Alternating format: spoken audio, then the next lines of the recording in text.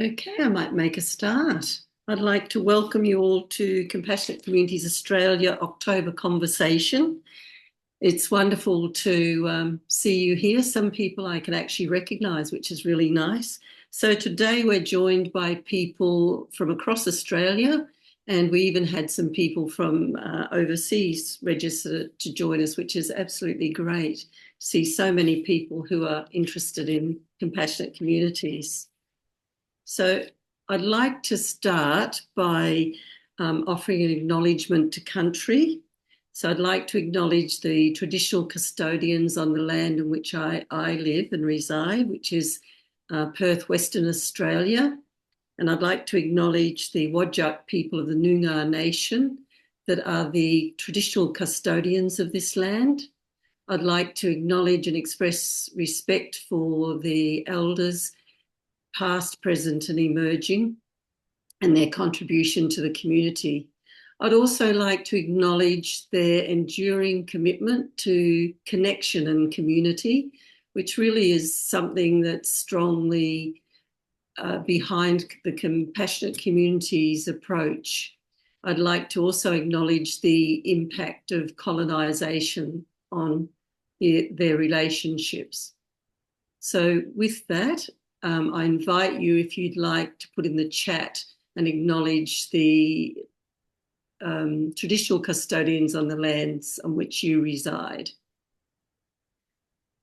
So then to start with, today what we're going to do is, over the hour, is be given a snapshot, if you like, of compassionate communities being started in two different locations, and possibly they look quite different.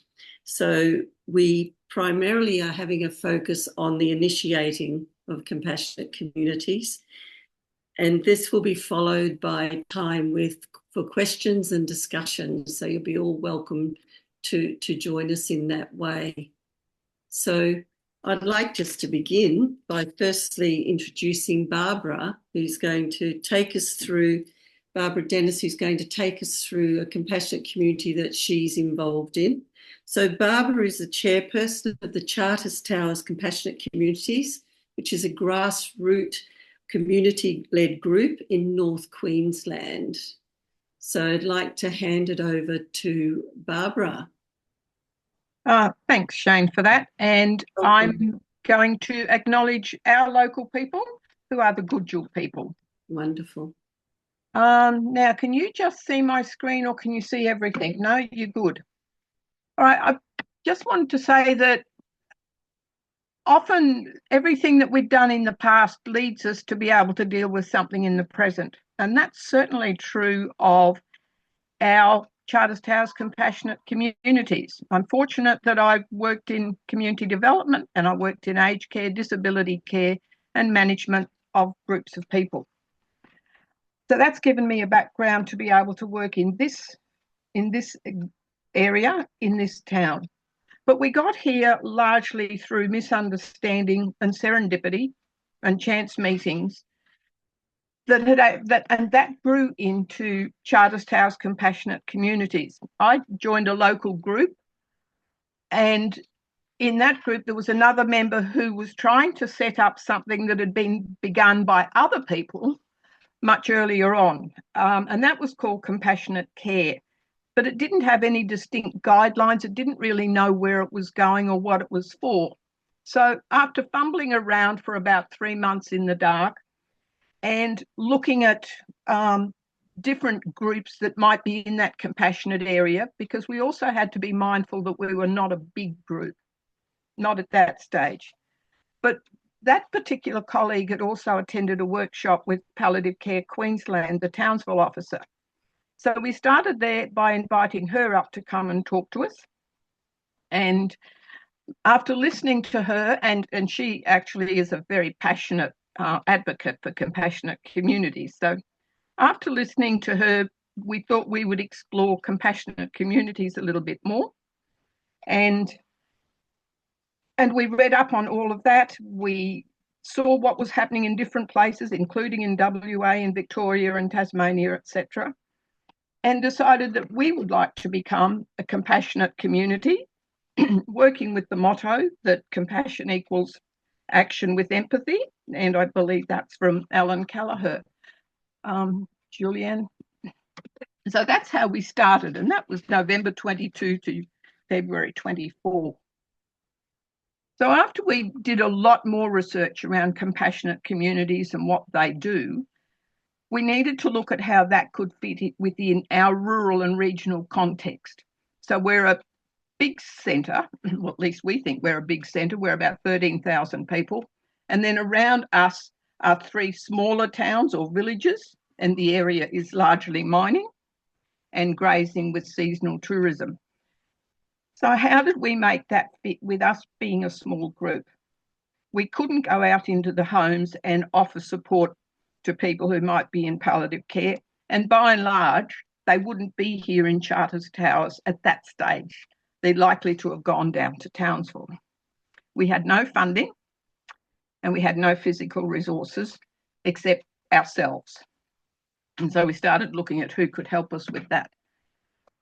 We decided that in April of 2023 that a good kickoff point for us, or a good focus for us, would be Dying to Know Day 2023, because we could arrange something very specific, and that was around estate planning. We had great support from a local solicitors group. They came up with 2 people. They presented it at our Dying to Know Day, EPOAs, wills, and at that stage, what was fairly new for us, voluntary assisted dying. Not too much emphasis on that because it was new and we didn't know how it would play out. We had a bank person come and talk about what happens to bank accounts, because that can be important, and it can differ whether it's a joint account or 2 individual accounts. We also had local police officer come and talk about what happens when somebody dies at home unexpectedly. Well, that was a bit shocking because of his presentation, but it was really useful information. But the way he presented it was like being hit with a wet fish. So it made us all sit up and pay attention. Then we had one of our members who is a celebrant talk about planning a funeral. So that was our first Dying to Know Day. Roughly 15 people, lots of lovely resources from Palliative Care Queensland and from the solicitors and from anywhere else that we could gain things. And people went away happy, as I understand it, because they then came back to some other meetings.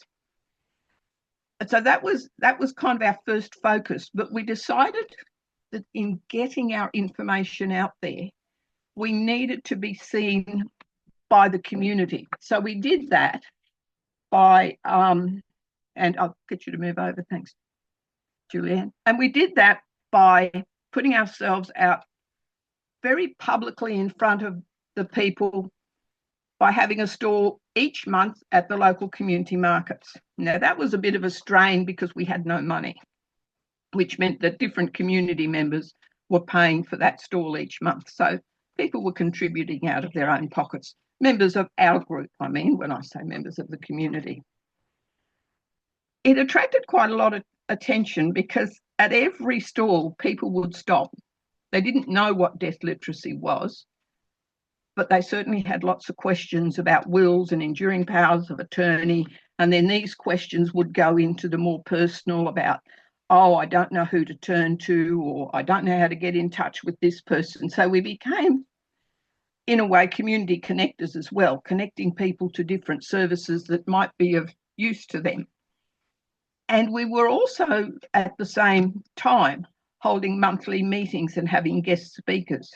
And these were like age and disability links so that we knew some of the providers. We had this NDIS provider come in and talk to us. We had the carer support provider come and talk to us. Excuse me. And we also had Palliative Care Queensland come and talk to us. So we were beginning to gather a whole lot of resources that we could share with other people.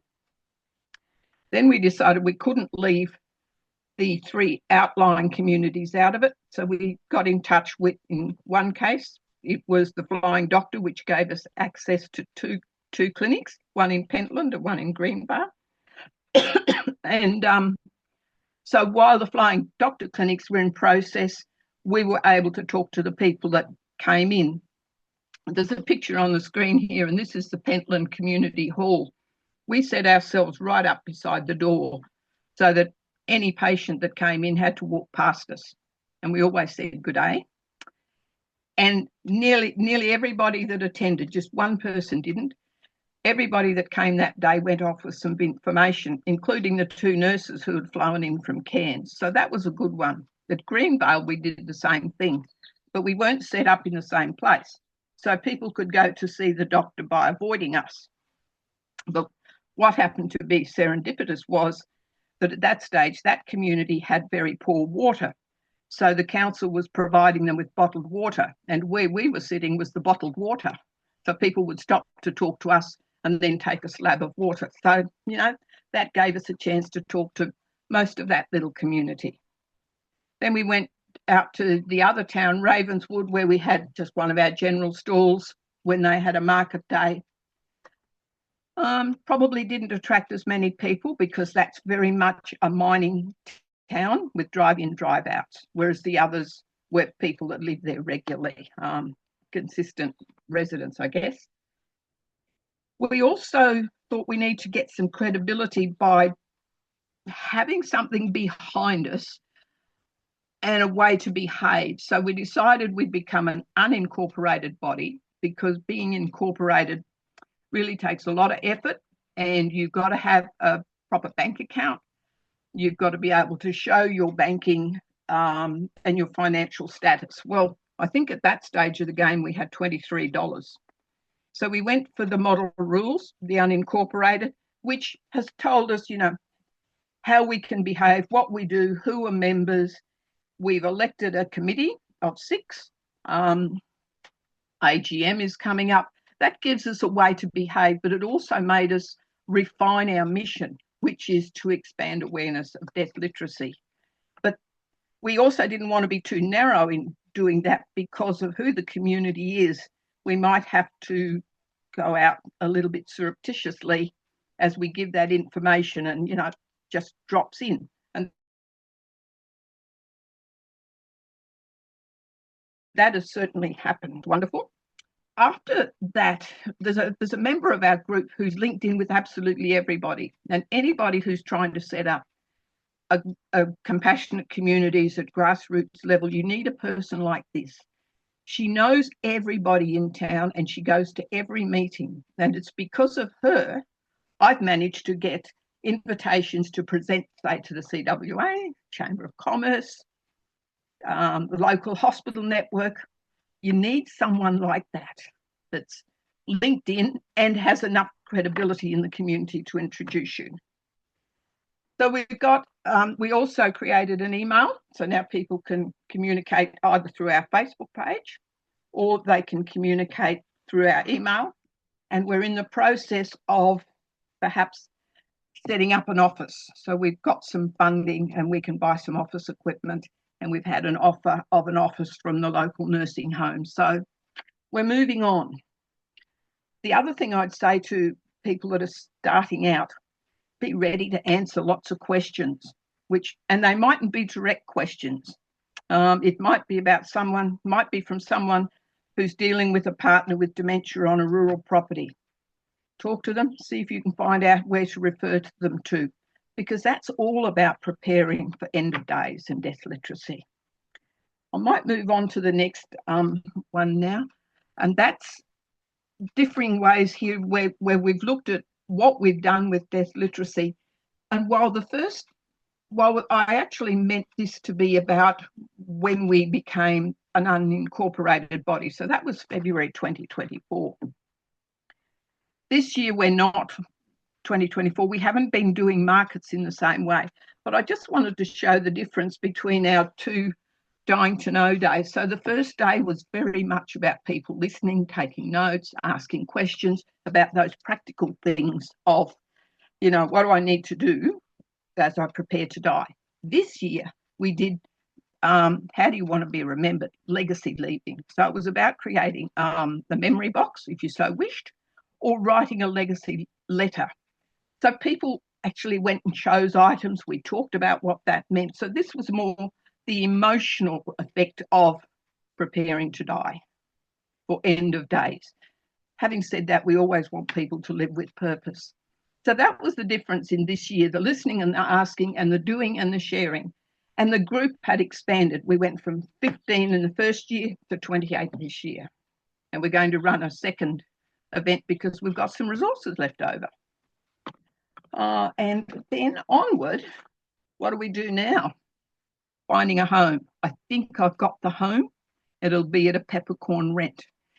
But then to operate as a group, because we've all been using our own resources, that means you go through lots of ink and paper at home, printer time. So we have been successful in applying for a grant that's given us the wherewithal to buy computer, printer, that basic stuff, which we can set up in an office. And once we've set up in an office, we can allow people the address and the information so that when they want to know something, they can come and see us face to face.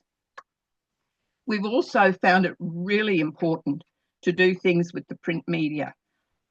And I don't just, it can be on Facebook, it can be appearing in all sorts of digital devices, but most people want to read something, particularly the older people. And our community has 2 nursing homes and 4 or 5 community aged care service providers. So we've got a lot of older people, and a lot of those older people have come in from the rural stations. They like to read something. So that's why we're designing business cards, brochures, and all our flyers are not only printed, not only put up on Facebook, but we print them and we put them in the library.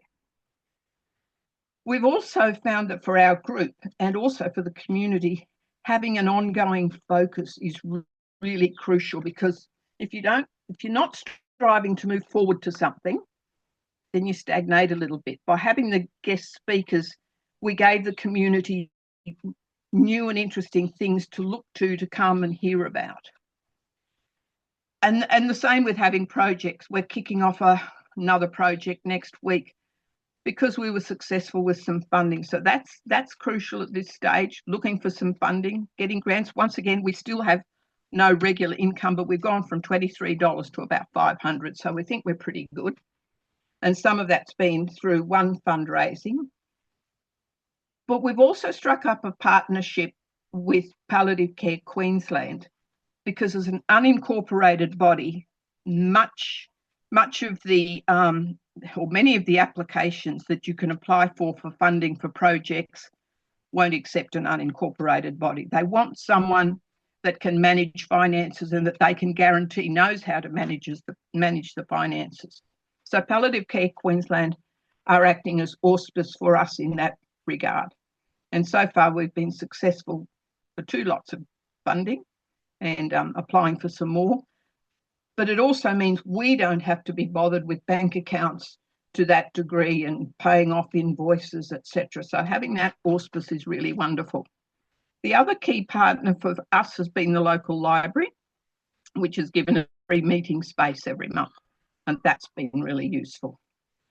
I don't know that I've got much more that I can say to that beginning, but getting your face out there, get a Facebook page, have a focus, and you can get by without money. Thanks, Barbara. That was fantastic. Great to hear about. I really like that listening and asking, and then the doing and the sharing, and that you've given a really great snapshot of your project evolving, basically. Yeah, and fitting the context of your specific community. Thanks. Crucial. That's crucial. Yeah. So I'd like to open the floor for Julieanne now to talk about the Southwest Compassionate Communities. So Julieanne is co-founder of the Southwest Compassionate Communities Network and is currently working as the national lead for Compassionate Communities Australia. So over to you, Julieanne. Hi, everyone. Just like to acknowledge Professor Samayon is joining us here today as well, who was the co-founder of the Southwest Compassionate Communities Network. We've started in 2018. So our journey has been it's been quite incredible, really. But we've got to the point that we actually are a registered charity. So we've progressed a little bit in regards to that. But I'm going to focus on perhaps the first 18 months, couple of years in particular. And themes are very similar to what Barbara mentioned in terms of the awareness raising, death literacy, and partnerships. And really, with any community initiative, because when we started, we also started really just drawing on our own existing resources that we could offer and the group that came together that joined us. So we started where we were and we did what we could, and we've built from there. But the first kind of big initiative that we did was our mini Death Fest, which was very much linking in with the Dying to Know Day and the whole perspective around, I suppose, focusing on death literacy. But it was very interactive and it was very entertaining, and lots of different things were happening in that space over that period of time.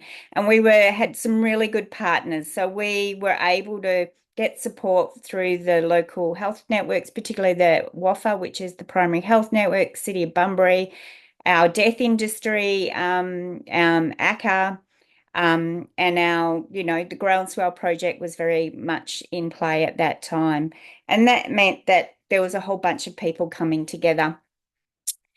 And I suppose when we started, we, like many community development, because community development really is the kind of, when we're talking about a community-led approach, that's the kind of process that we're talking about. And building on what's strong is really the key way of starting and growing and continuing to grow and engage.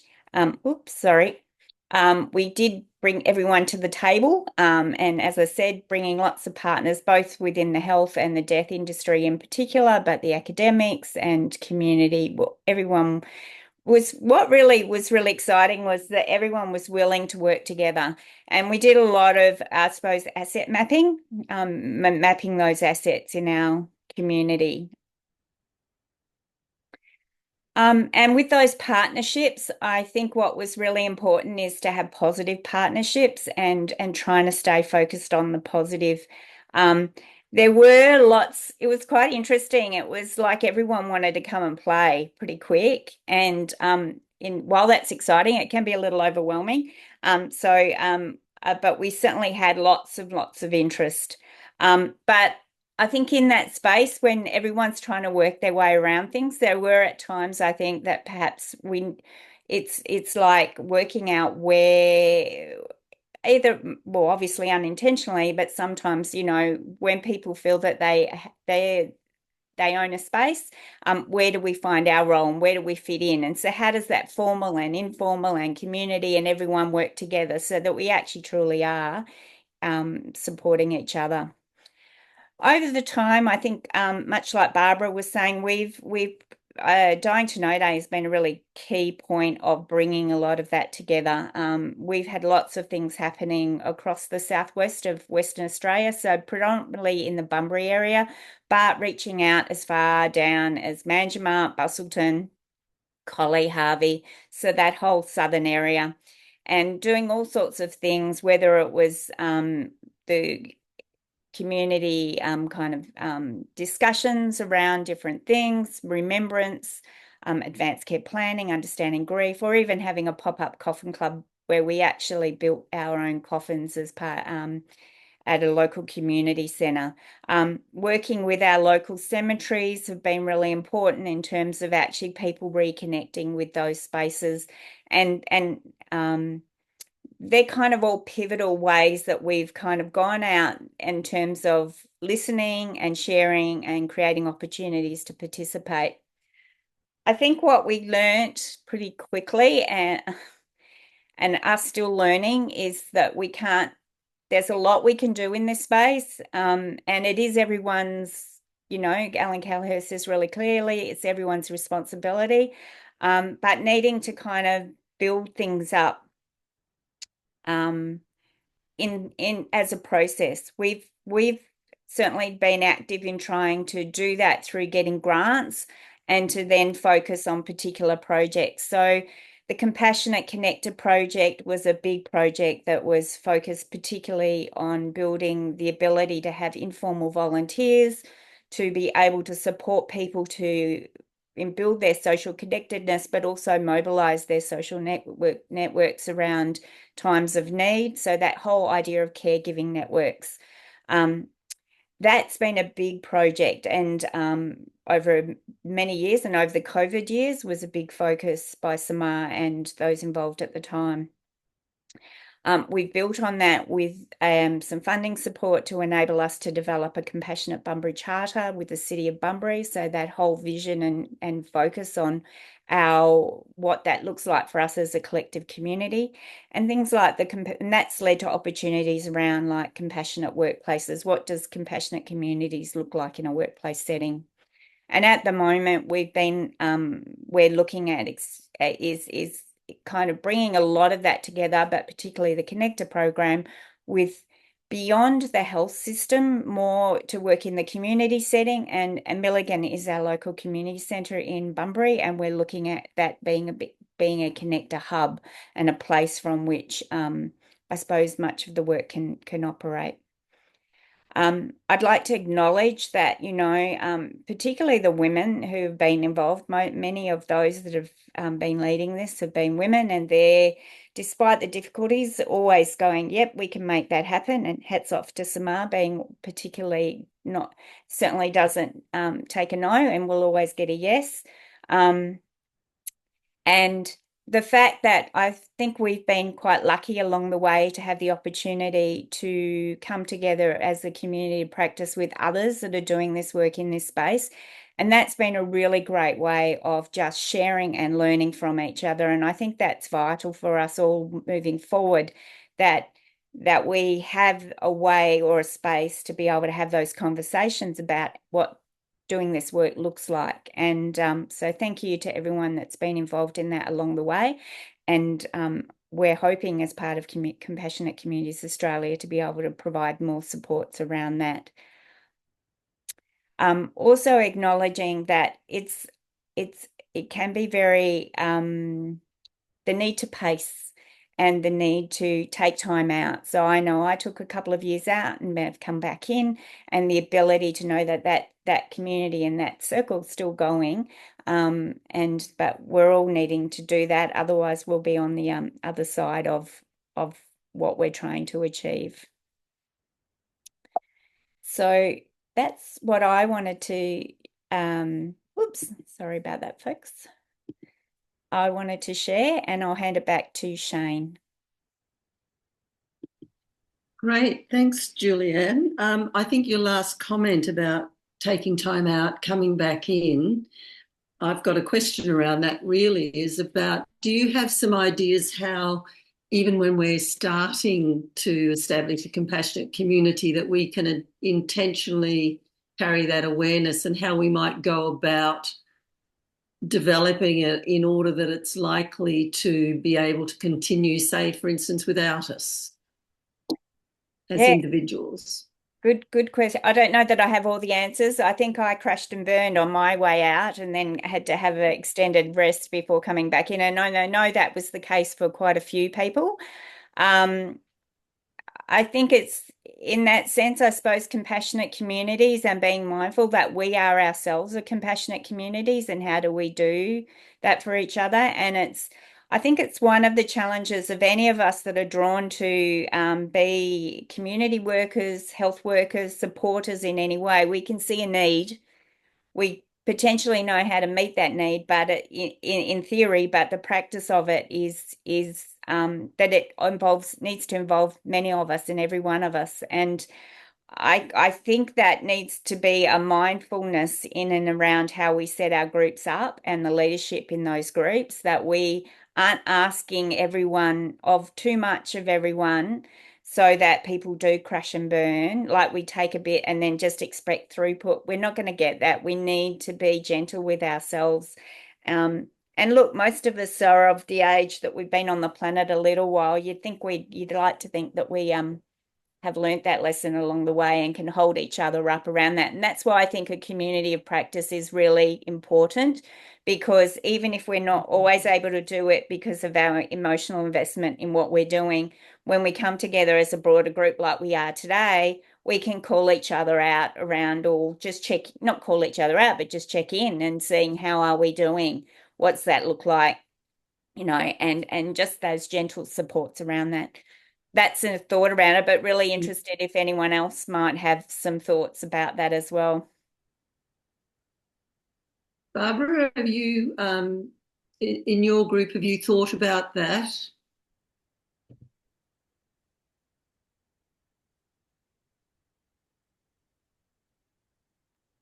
Yeah. Yes, we have.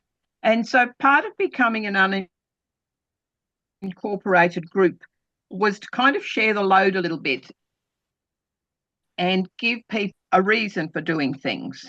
So originally it was probably a lot of me doing things, but by having an unincorporated group model and therefore an elected committee, the chores were shared. And in fact, we've got 2 secretaries and 2 people on promotion, one that looks after marketing and one that looks after Facebook, etc. So that role is shared. We've got 2 secretaries, one does minutes and one that does the correspondence, because they felt they could make. We're at a stage now where one of our key conversations is, how do we be sustainable? So in our group, we're all, older women. We do have a man, sorry. We're all older people. And so how do we be sustainable? How do we grow into being, celebrating our 10th and 20th anniversary? That's going to be about attracting younger people. We haven't got younger people to the stage yet of wanting to do things with us as volunteers, because most of them are working. But our group has gone from 6 to 8 to 12 to 23. So that means we can start asking people, would you be able to come and help out at this event?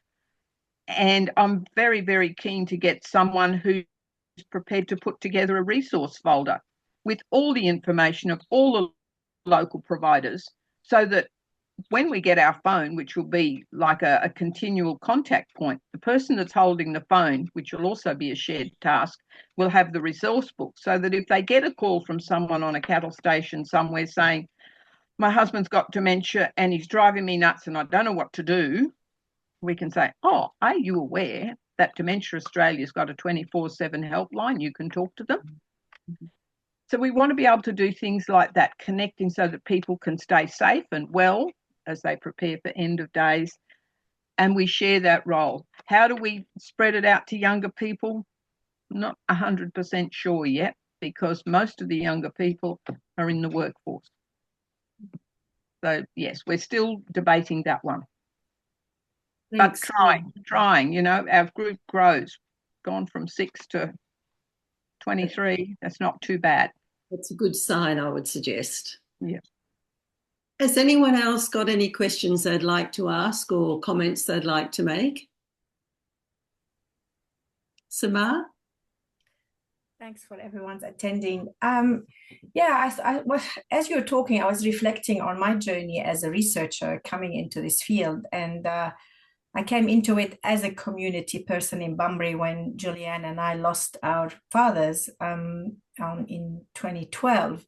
We started talking that, is there a better way of doing things? But being the chair, I suppose, since 2018, this field struck me as being so emotionally charged, something that I wasn't aware of or prepared for. And obviously everyone comes into this space because of lived experience, having supported people with life-limiting illness, having grieved more than once. So as everyone said, we really need to be gentle on ourselves and each other as well. And that's something that I sort of got to learn as more people came in, did what they were interested to contribute to. Again, it's something like you don't have, in a way, control of, like you do in a research project. So some people may have a bit of space at some period of their life. They come in, they do something, and then off they go. You don't see them for a while, then they come back. So how do you manage this uncertainty? This is what's the problem with sustainability, basically, in this field and in communities. It's not like you can have the same group that are going to have the journey with you for a long time. And we need to build, I don't know, sort of ways of really continuing and having those people part of this. But again, when they can, yeah, that's great. When they cannot, again, how do we support them? I think that's the instability in something like this that we can't control, because everyone got different opinions, different backgrounds, different needs, different agendas. And I guess this is where I learned basically to cope with this instability, because coming from a research background, you got everything in a way controlled as much as possible. But even doing research in this field, you just can't basically be so, you're going to be practical. You can't be 100% scientific in a sense. Otherwise, you lose out people. They don't want to, collect information. They're not interested. They just want to help. And so how do you harness this energy and this interest and make sure we show the world that there are really good outcomes from compassionate communities? And I guess that's why I got so interested in just showing the outcomes, because I got fed up with everyone telling me, oh yeah, of course, people helping each other, that does work, but in a way, like, they think it's a lovey-dovey approach to care all the time. And there was so much untapped potential to show that, well, yes, this is what we need. It's very important, this lovey-dovey approach to care. But in terms of getting resources, Barbara, again, use the evidence, basically, when you apply for research grants, that, look, it's improved social connectedness immensely. But again, what does it mean, improving social connectedness? It means that people's health is better, whether mental or physical, when they are socially connected. Again, if you are going to the health department, any health service, reducing hospital admissions, reducing length of stay, that is really important, outcomes for health departments and so on. So I guess we all got to work together in terms of using this evidence much more strongly, in terms of what are the benefits of compassionate communities and why every single community in Australia needs to be a compassionate community, in a sense that having a good death literacy, having good grief literacy, and this is what we need to arm the community to be well knowledgeable about this and know how to advocate for compassionate communities. I mean, we all have it in our heart, but how do we articulate it in a way that people who make policy or people who have the funding really understand that we're it's really sort of a core business of compassionate communities. It is a practice. It's not an aspiration like it's been for a long time. We're all aspiring to be, to have compassionate communities, but it is a really very important practice. And if we don't get it going everywhere, we as the community are losing, because someone else is setting up those systems for us that we have, and they're not really helping us on the long term. When we know that the majority of Australians are dying in hospitals, I mean, for goodness sake, why? Well, because we have communities that are not prepared to care for people at home. One of the reasons, right? Not everyone's reason, but could we change this? It's up to us. I don't think any health service is going to really be worried about people dying in hospitals or not. But that's not where nobody tells you they want to die in a hospital. Jenny, I'm wondering if you've got something to say there. I've got a sense that that resonates strongly with you, and perhaps you've got something to add to what Samar's saying. I'm wondering whether you would like to make a comment. You had your hand up earlier, and also sorry. No, I'm so strongly believing and hearing and concurring, and the reason that people say they want to die in hospital, which is my experience with my brother, was because he wanted his dog with him. He did not want to die in a hospital. He hated hospital. But it's about facilitating those things. And you're right, it's up to us. The hospital will just, and the aged care, you know, in my experience as well, is just, you know, they die there and then out the door. And, you know, I'm caring for somebody at the moment who I'm trying to navigate with the system to allow us time for his family to come when he dies, because that's the right thing to do. But they're like, well, we don't have that process set up. You know, we don't have the cooling facility. We don't have this. We don't, oh, he's going to be stiff. And, you know, and I'm like, well, you know, we can make it work. And Samar's absolutely right. You know, it's going to be up to all of us. Well, one of the things that came out from what Samar was saying, I think, you know, equipping people with death literacy, etc. I'm sort of curious and enjoying playing in my local community as a community member, and really looking at how do you change the culture, if you like, or I believe it's already there. It's just sort of asleep. People's compassion is there. And so how do you just facilitate it without being a group or an organisation? Is it possible for people in the local community to facilitate it with? And my experience is that, yes, it can happen that way as well. That can be a starting point. And in a way, it almost in that model, it can be an end point for itself as well, that there's many different ways of doing compassionate communities, but essentially they both all honour the sense that caring for people who are really vulnerable or at end of life is a shared responsibility of all. So they have that core, if you like, that are common. So in my community, just through organising regular street parties has meant people have got to know each other. And now what we see is they offer help for each other. And so in a way that it has shifted through helping people establish relationships. So I think that's something that's really important across the compassionate communities model that helps share the load that we were talking about earlier with Julieanne, so that the sustainability is there. Yeah. I'm wondering if anyone else has something they would like to ask or say.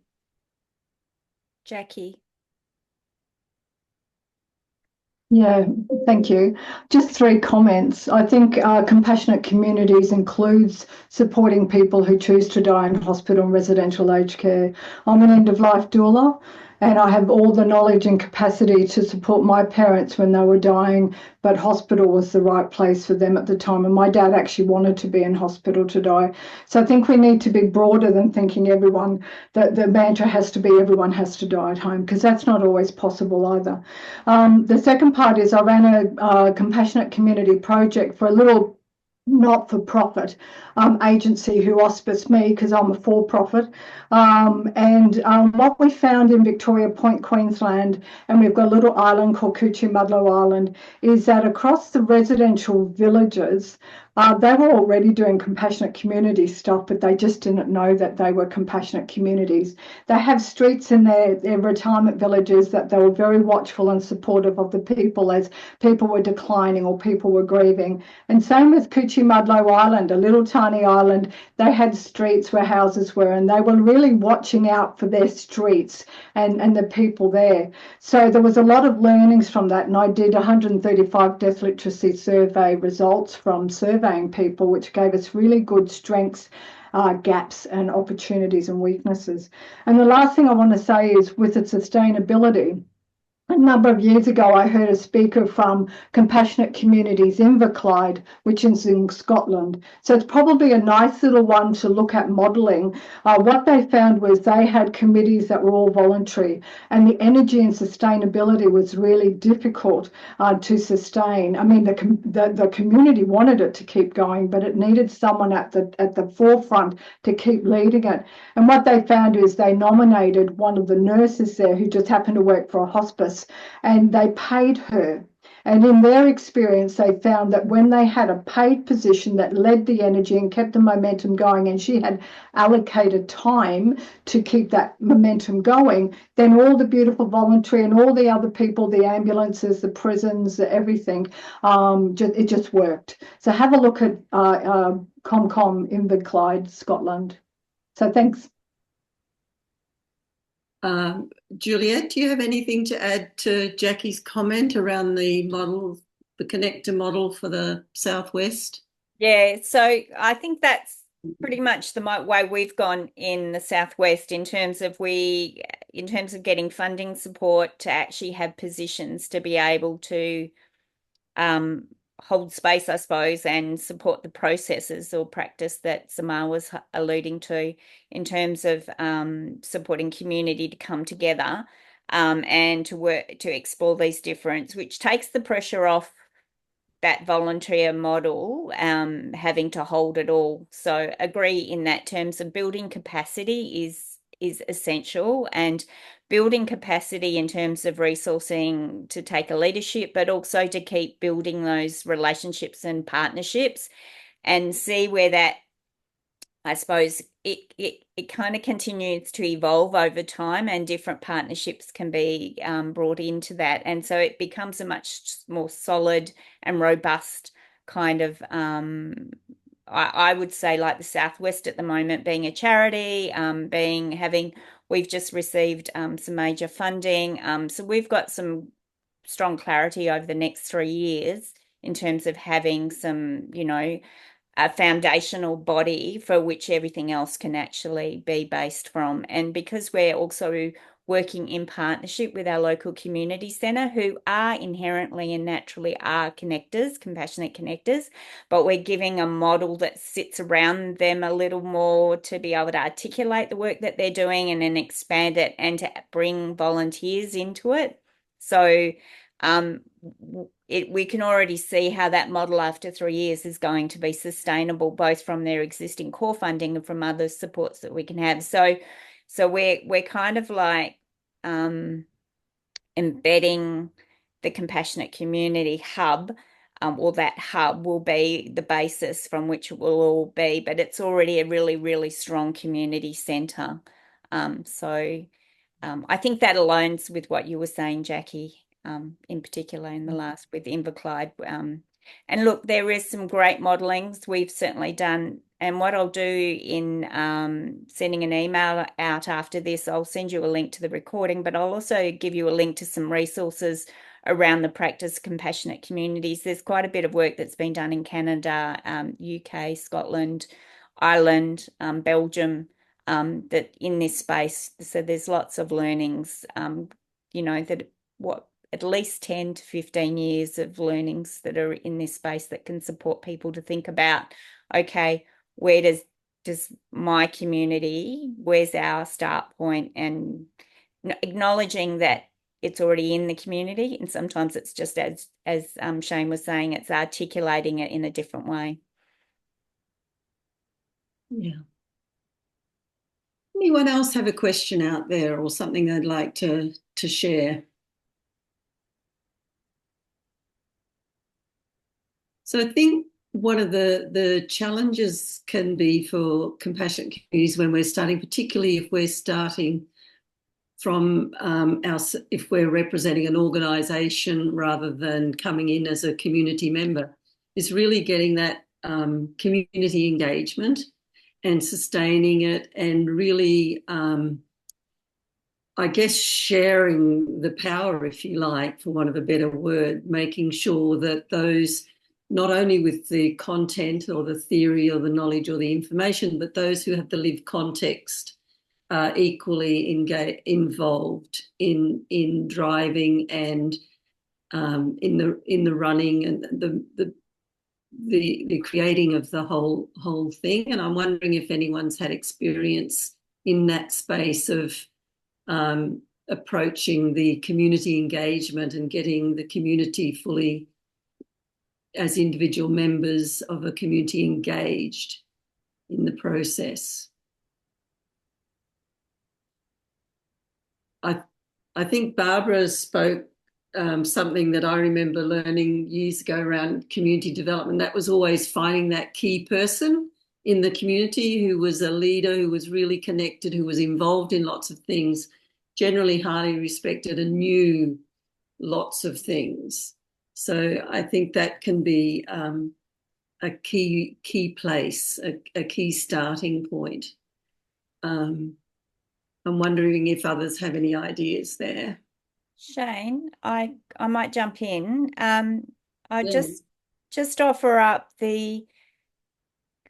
doing the City Compassionate Bunbury Charter involved having lots of conversations. So it was having many, many conversations across the community about what people thought a compassionate community looked, felt like, and what is it that we're already doing as a compassionate community in Bunbury, and what's involved in growing compassion from here even more.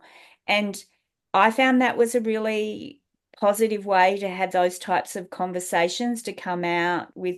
It's actually saying, and what we were able to do is celebrate all the great work that's already been happening and is happening in Bunbury. And that's led us to even now work with the City of Bunbury to have a Compassionate Bunbury Mayor Award, where we're actually now going to be, for World Compassionate Communities Day, acknowledging all those amazing things that people are doing. So I think it's part of that is just having lots of conversations and amplifying, acknowledging all the work that's already been doing, whether that's labelled this way or whatever it's labelled. It's the acts of that people are doing every day. And I think that can be another way, and as well as of kind of as starting. It can be a start point, or it can be an amplifier. Excellent, yeah. And I guess something that strikes me there is that also it's further engagement of your local government in the whole thing as well. Even though they've got a charter, it actually adds a function, if you like, that is concrete and obvious to everybody. And so it's Barbara's comment about being seen there. That's a tool for that. Samar. Just reflecting on Barbara wanting to reach out to the younger population group, have you tried to do the death literacy, grief literacy for workplaces? That would be one way of, if the workplace encouraged their employees to come to one of your events, there will be some younger people there who hopefully will attend those. So just one idea if you want to reach out to younger people. Sorry, Simone, I lost the first few words that you said then. Have we thought of? You know how you were saying, how do we reach out to younger people? We really, again, for sustainability, how we get more younger people involved. Delivering those advanced care planning and other programs that you have to workplaces, one workplace at a time. Hopefully you reach out more to the younger employees there as well. Yes, look, I agree. No, we haven't done that yet. That's probably a project for, well, not the coming year, but maybe maybe 2026. That's something we could do. What we have done, and this is about being a little bit precocious, when we've been out at our market stalls, and this worked fairly well when we're in Ravenswood, which is a gold mining town. It's one of the biggest gold mines in Queensland. So a lot of the long-term residents have left. The properties have been bought by miners. So our deputy chair, Bob, went out into the street and pulled up anybody he saw on that morning that was wearing their high-vis shirt and said, hey, by the way, have you done your enduring power of attorney yet? Have you done your will yet? And of course, they looked at him a bit in askance, talked a little bit more. He also has a little dog, can I say, which is a great entree to any conversation. So it's made people stop and go, oh, maybe I need to plan for end of days. Now, that's just basic being prepared for end of days. That's kind of basic death literacy. But it might lead us somewhere further down the track. Had a similar experience when we were in Greenvale. Guy that was in charge of the new roads that were going through, he stopped in for a bit of a chat. So we talked to him about that. We talked to the policeman about that. Talked to the ambulance driver about that, who had actually made some plans. So it's a bit more ad hoc than going into workplaces, Samu, because at this stage there are 6 of us that are doing that legwork, but that might be a project that we can look at further down the track, 2026, because we're already planning 2025. I've just become really aware of the time, and it's almost time for us to finish. So I'd really like to thank you all for participating today. And I guess some of the take-home messages are really around engagement, spreading the word of death literacy, and working within the context of your community, and particularly allowing it to be seen, whether it is accosting people with high vis or going into workplaces, just sharing the message. And that sort of resonates with one of Julieanne's slide, was looking at what you've got and making use of what you've got and what's there. So I'd just like to let you know that the next conversation, Compassionate Communities Australia conversation, will be on the 22nd of November. And Compassionate Communities will be hosting a conversation with Sian Sial, who you may or may not know of, but he is a palliative care specialist, I think, from Canada. He has a great podcast called The Waiting Room. And I guess his motto around end of life is hope for the best and prepare for the rest. So having a good, clear, honest look at the end of life journey and supporting people to do that when they're going through the experience. So again, I'd like to thank you all for being here, and just ask Julieanne if there's anything else I should mention, or perhaps Samar. No, we're all good. Thank you very much, Shane, for taking on the role of hosting today. Really appreciate it. Pleasure. Thank you so much. Take care, everybody. Bye-bye.